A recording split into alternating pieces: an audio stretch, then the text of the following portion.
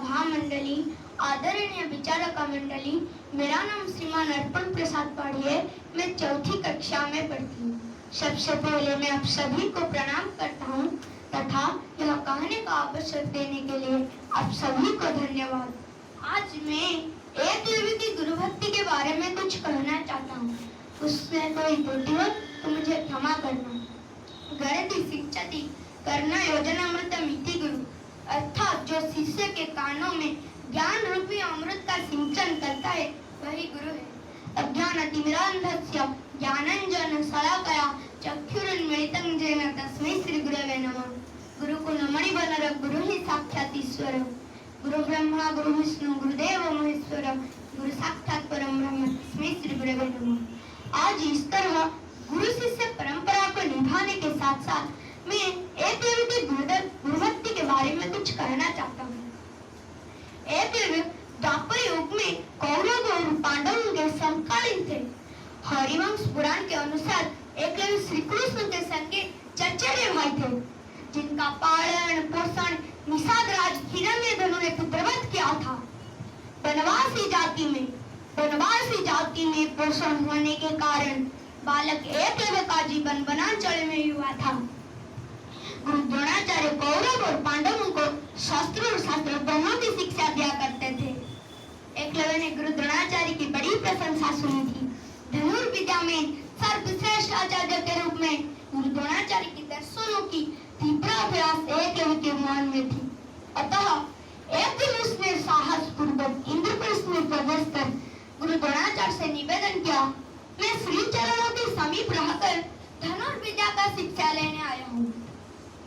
एकलव्य के प्रार्थना सुनकर गुरु द्रोण असमंजस की स्थिति में पड़ गए, क्योंकि उन्होंने भीष्म पितामह को वचन दे रखा था कि मैं राजकुमारों के जैसे अतिरिक्त अन्य किसी को भी अर्थशास्त्र की शिक्षा नहीं देंगे।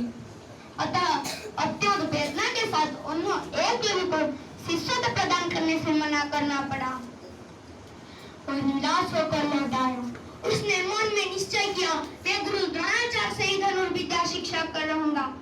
वो द्रोणाचार्य की मिट्टी की प्रतिमा बनाई और रोज प्रतिमा के पास चरणों को स्पर्श कर अपने आप ही धनुर्विद्या सीखने लगा।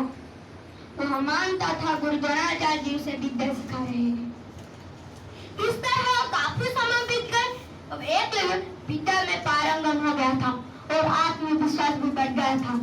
एक दिन गुरु द्रोणाचार्य जी ने सभी राजकुमार को लेकर जंगल में शिकार करने के लिए निकले। उनके साथ एक शिकारी कुत्ता भी था। कुत्ता ने एकलव्य की झोपड़ी के पास पहुंचा और एकलव्य को देखकर जोर जोर से भूखने लगा। एकलव्य ने एक तीर से उसके मुंह पर निशाना डाला। ऐसे पांच तीर से उसकी मुंह बंद कर दिया। मगन कुत्ता को देखकर गुरुजी चकित हो गए और एकलव्य के पास आकर पूछे, तुम्हारे गुरु कौन है? किसने तुमको धनुर्विद्या सिखाते हैं? एकलव्य प्रतिमा की ओर इशारा करते हुए कहा, गुरुजी यही मेरा गुरु है, इनसे ही मैं धनुर्विद्या सीखता हूँ। गुरुजी अपने प्रतिबिंब को देखकर चकित हो गए और विवश होकर सोच में पड़ गए, यह कैसे संभव हो? वह तो अर्जुन जैसे वीर का भी पराजित कर सकते। अंत में गुरुजी एकलव्य से कहा कि यदि तुम मुझे अपना गुरु मानते हो तो तुम्हें तो मुझे गुरु दक्षिणा देनी चाहिए।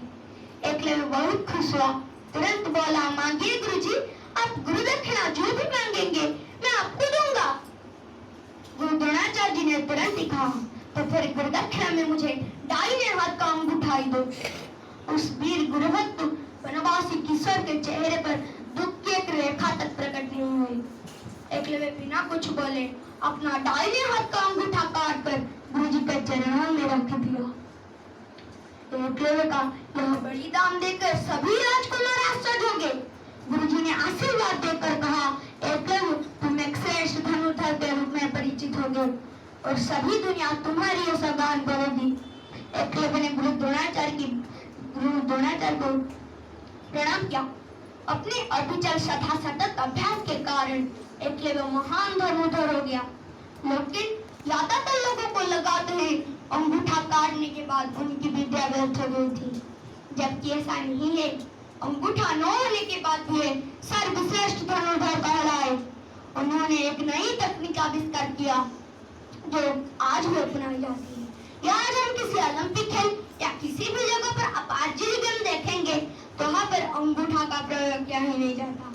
भगवान श्री कृष्ण द्वारा उसका वध कर दिया गया था और अर्जुन को उसके साथ युद्ध करने का अवसर नहीं मिला। एकलव्य के एकांतिक साधना और गुरुभक्ति के आदर्श भारतीय शिक्षा के एक आचरण का अनुभव और अद्भुत उदाहरण है। हमारे देश में उत्कृष्ट क्रीड़ा प्रदर्शन के लिए एकलव्य की नामानुसार एकलव्य पुरस्कार और शिक्षा के लिए एकलव्य विद्यालय का स्थापन एक अभिनव और अद्भुत योजना था। यह था आज मेरा एकलव्य की गुरुदक्षिणा। इसके साथ साथ मेरा भाषण समाप्त हुआ। जय हिंद, जय भारत, भारत माता की जय। भारत माता की जय। भारत माता की जय। भारत माता